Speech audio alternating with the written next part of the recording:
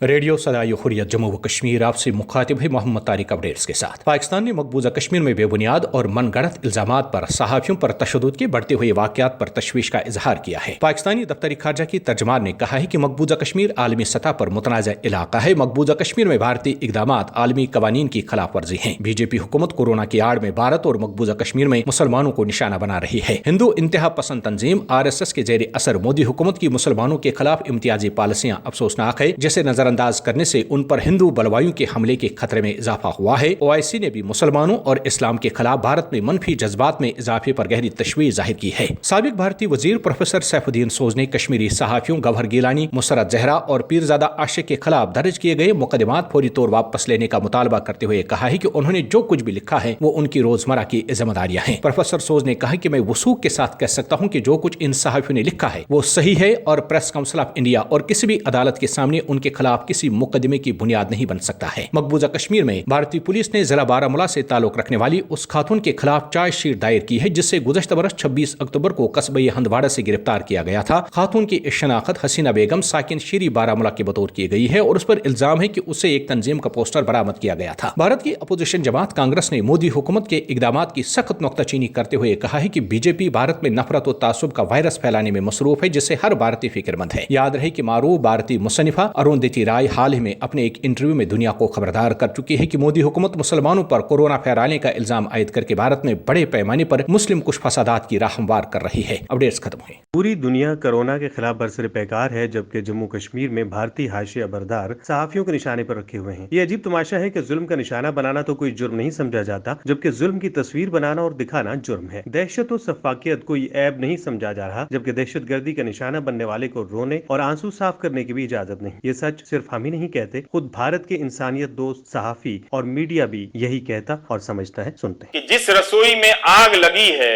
उस तरफ कोई नहीं गया, जिस रसोई से थाली गिरने की आवाज आई है उस तरफ सारा शहर दौड़ पड़ा। मेरे साथ हैं मसरत जहरा। आप बताएं मसरत, जब आपको पता चला कि आपके खिलाफ पर्चा लगा है तो? मंडे मॉर्निंग को ट्वीट देखती हूँ, एक कलीग मेरा ट्वीट करता है तो उस पे लिखता है कि female journalist from Kashmir have been booked under this law anti terror. तो I was clueless what is UAPA because I am new into this field, तो मुझे ज्यादा नहीं पता था। तो आई वाज वेरी शॉक्ड। अब क्या करूँ? जो आपका फोटो वहाँ उन्होंने दिखाया था SP साइबर क्राइम पुलिस ने, वो क्या था? क्या वो गलत था आपके नजर से? जी, जो उन्होंने वो पिक्चर अपलोड की थी वो एक मुहर्रम प्रोसेशन की पिक्चर थी, जो शियती मॉडर्नर्स होते हैं। वही आपने अपलोड की? जी, वो मैंने अपलोड की थी, वो पब्लिश भी हो चुकी है। गेटी इमेज का वाटर मार्क है उस पे। मैं किसी पॉलिटिकल पार्टी के साथ नहीं हूँ, मैं कोई सोशल एक्टिविस्ट नहीं हूँ, बस मैं एक पत्रकार हूँ, ना उससे कुछ ज्यादा ना उससे कुछ कम। मेरा कोई एजेंडा नहीं